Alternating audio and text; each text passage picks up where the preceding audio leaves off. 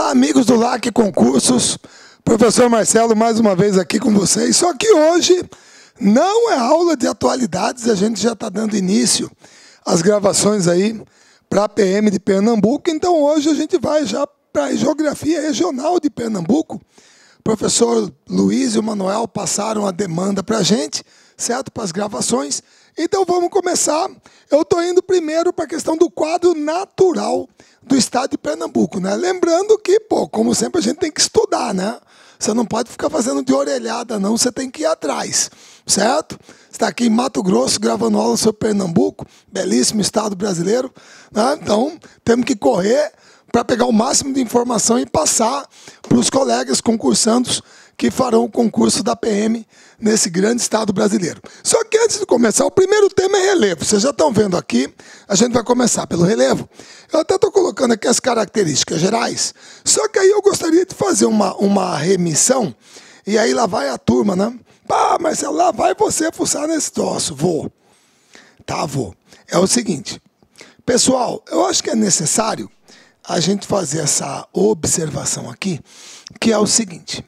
Gente, durante aproximadamente 37 anos, de 1958 até 1995, todos os brasileiros que fizeram concursos, vestibulares, o que quer que seja, estudaram essa classificação do relevo, a classificação do professor Aziz Absaber, não desprezando a classificação anterior de 1949 do professor Haroldo de Azevedo, certo? Mas eu peguei só essa aqui como referência do passado. Então, se nós pegássemos essa classificação do relevo, era uma classificação do relevo, vamos dizer assim, relativamente simples, poucas unidades, né? Por quê? Porque ela foi feita numa época que você não tinha os recursos tecnológicos necessários para um detalhamento mais acurado do território, certo? Do perfil do relevo, sensoriamento remoto, etc. Esse tipo de situação, esse tipo de recurso ainda estava engatinhando. Então, o professor Aziz Absaber fez essa classificação. E se nós fôssemos por esta classificação, o relevo de Pernambuco seria, não que seja complicado, vocês vão ver que também não é, o estado é pequeno, 90 mil quilômetros quadrados. Mas você teria no relevo de Pernambuco, grosso modo, a planície e terras baixas costeiras no litoral, certo? E o Planalto nordestino, aqui na parte interior. Porque bem aqui já é a usina de Sobradinho. Tá? Então, Pernambuco viria até aqui, teria um pedacinho de Planalto Central, talvez, aqui no território, certo? Então, você teria 3 unidades de relevo. Não que hoje seja diferente, tá? Mas isso aqui foi o Brasil que nós estudamos academicamente falando, certo? Em termos de lecionar em sala de aula, até 1995. Agora, de lá para cá, o que está valendo é isso aqui. Essa aqui é a classificação do relevo brasileiro do professor Jurandir Luciano Sanches Ross, certo? E ela é baseada, ela utilizou os dados coletados pelo projeto Radam Brasil, que foi um projeto que durou de 1970 até 1985, em que foi feito todo o mapeamento do território brasileiro por radar. Então você percebe que realmente existe uma diferença muito grande no perfil das duas classificações. Perceba que aqui as unidades de relevo são muito mais extensas e aqui existe uma subdivisão maior. Perceba que aqui, grosso modo, nós só temos o quê? Planalto, planície, Planalto, planície, Planalto, planície.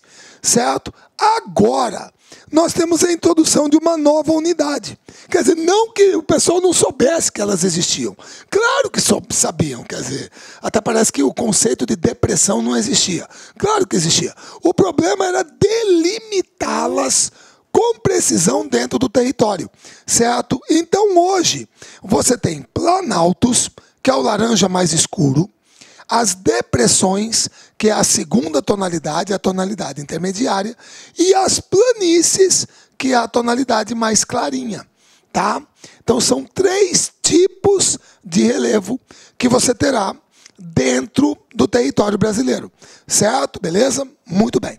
E aqui no Nordeste, você está vendo que no caso de Pernambuco, que estaria mais ou menos aqui, o que nós teríamos? Teríamos uma planície litorânea, um planalto, que é o da Borborema, e a depressão sertaneja e do São Francisco. Então são essas 3 grandes unidades de relevo que nós encontraremos dentro do relevo pernambucano. Tá ok? Então, deixa eu voltar para lá, certo? Perdão. Começando, vamos com as características gerais, então, do relevo de Pernambuco. Olha só. Relevo pernambucano é de modestas altitudes, pessoal. 76% do território está abaixo de 600 metros de altitude. Tá? 600 metros é uma altitude modesta. Tá? É formado basicamente por 3 unidades de relevo. A Baixada Litorânea, que é a planície e tabuleiros litorâneos, o Planalto da Borborema e a Depressão Sertaneja e do São Francisco. Tá?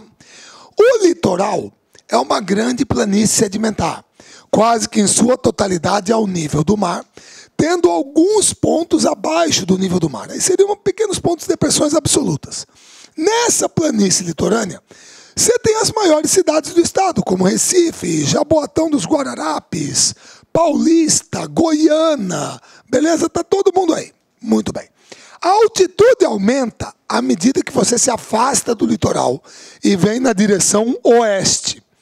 O Planalto da Borborema, principal formação geológica da faixa de transição da zona da mata para o agreste sertão, é conhecido popularmente como Serra das Russas e tem altitudes médias de 400 metros, mas pode ultrapassar os 1.000 metros nos pontos mais elevados.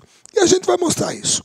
No sertão, os níveis de altitude decrescem, porque você vai para a depressão e você vai em direção à calha do Rio São Francisco, formando em relação ao Planalto da Borborema uma área de depressão relativa. Então, olha só, pessoal, aqui é importante diferenciar isso. Uma depressão absoluta é todo o território que está abaixo do nível do mar. Tá? Como foi dito aqui, algumas áreas do litoral podem estar abaixo do nível do mar. Pessoal, isso no Brasil é muito pouco. Só no litoral. No interior do território brasileiro, você não tem depressões absolutas. Depressão absoluta é tipo Mar Morto, certo? Lá na fronteira Israel-Jordânia, é o Lago Asfaltite, é a maior depressão absoluta do planeta. Ele está 427 metros abaixo do nível do mar. Ou parte da Holanda, que é por isso que a turma chama de Países Baixos. Aí é uma depressão absoluta, você está abaixo do nível do mar. Mas você tem alguns pontos do litoral. Todas as depressões brasileiras, aquelas que eu mostrei no mapa, todas elas são depressões relativas. O que significa isso? Significa o seguinte. Significa que você tem, eu vou dar um exemplo aqui em Cuiabá, que é o meu aqui, desculpa, eu sei que é para Pernambuco, mas vamos lá. Aqui pertinho de Cuiabá, nós temos uma formação do relevo conhecida como a Chapada dos Guimarães, que é um relevo tabular, pediplanizado, certo? Que no Nordeste encontraria similar na Chapada do Araripe, na Chapada Diamantina. Aí da Chapada dos Guimarães, você vem para a Depressão Cuiabana, que é a nossa área, é uma área mais baixa, que recebe sedimentos daqui. Só que abaixo da Depressão Cuiabana, você tem a planície do Pantanal, certo? Então é assim.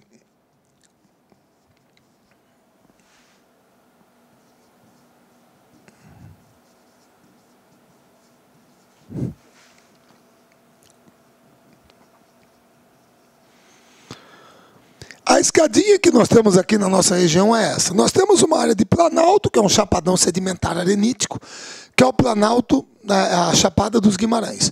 Aí você desce o planalto, você vem para a depressão. O que é uma pessoa deprimida? É uma pessoa que está para baixo. Você fala, pô, eu estou muito down, estou para baixo, beleza.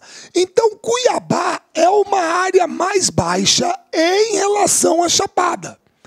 Porém, é uma área mais alta em relação ao Pantanal Mato-Grossense. Então, Cuiabá é uma depressão relativa à Chapada. Porém, ambas acima do nível do mar. Uma depressão absoluta é um território abaixo do nível do mar, certo? Então, a depressão sertaneja do São Francisco é uma depressão relativa, ou seja, ela é uma área mais baixa em relação a áreas mais altas próximas, certo? Muito bem. Então, colocando essas 3 grandes unidades, o perfil do relevo é basicamente esse. Moçada, aquela área vermelha lá no litoral é a planície e os tabuleiros litorâneos. Essa área circundada de verde é a área mais alta, planáltica, certo? E a área circundada de roxo é a área que cai para a depressão sertaneja e do São Francisco. Aqui você tem a altimetria do terreno, certo? A hypsometria. Então, são 3 grandes unidades de relevo que você terá dentro do estado de Pernambuco. Tá certo? Muito bem. Vamos começar pela primeira. Está aqui a depressão, muito bem. Aqui, essa é uma parte, isso aqui é um mapa físico. Pessoal, lembrando que aqui estão as cores hypsométricas. Tudo que está em verdinho aqui, ó, essa é a parte da planície. Litoral, beleza. Essa tonalidade de amarelo e o marrom mais escuro, intermediário, são os planaltos. E para cá, a parte mais clara, certo, é a depressão. Beleza? Tudo bem? Então, esse mapa físico de Pernambuco, através das cores hypsométricas, permite a você interpretar quem é quem. Ô Marcelo, e esse azulzinho aqui embaixo? Não, por favor, esse azulzinho aqui você pode esquecer. Pode esquecer no seguinte sentido. Isso aqui são cores batimétricas. Isso aqui é batimetria. Então, isso aqui te dá a profundidade do oceano. Quanto mais escuro for o azul, mais profundo é. Quanto mais claro for o azul, a tonalidade azul, mais rasinho é. Então, esquece isso aqui, que isso aqui é para o oceano. O que interessa para a gente é isso aqui, tá? Que é o mapa físico do estado. Beleza? Muito bem. Baixada litorânea. Na Baixada Litorânea... Olá, meus amigos! Gostou da aula do professor? Professor top de linha, não é isso? Se você gostou, se você quer continuar assistindo essa videoaula até o final, quer fazer o nosso curso completaço e super atualizado para o concurso da Polícia Militar do Estado de Pernambuco, convido você a acessar nosso site, o site lacconcurso.com.br. Lá tem um curso completaço para este concurso pós-edital. Olha só, meus amigos, o nosso curso completaço, o investimento é apenas de 10 mensalidades de R$20, prazo de acesso de 100 dias. Durante esse período você poderá assistir quantas vezes quiser e na hora que desejar. Nós acreditamos muito no nosso curso, acreditamos muito na nossa prestação de serviços, que ano passado e o começo desse ano, nós já lançamos 4 turmas pré-editais.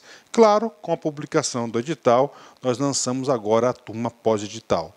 E nós teremos, confirmado, já está disponível para vocês aí, 3 turmas pré-edital. Aliás, pós-edital. Turma 1 começa dia 21, que é o nosso personal coach. Esse personal coach é o estudo e regime de metas, na qual você vai ter todos os dias uma meta de estudos e pode ter certeza, se cumprir essas metas, lá no dia da prova, no dia 29 de maio, você estará competitivo. A turma 2 começa no dia 11/4 e a turma 3 no dia 25/4 é a nossa turma de reta final. Você pode se matricular nesse exato momento que nós já antecipamos a primeira semana de aula para vocês.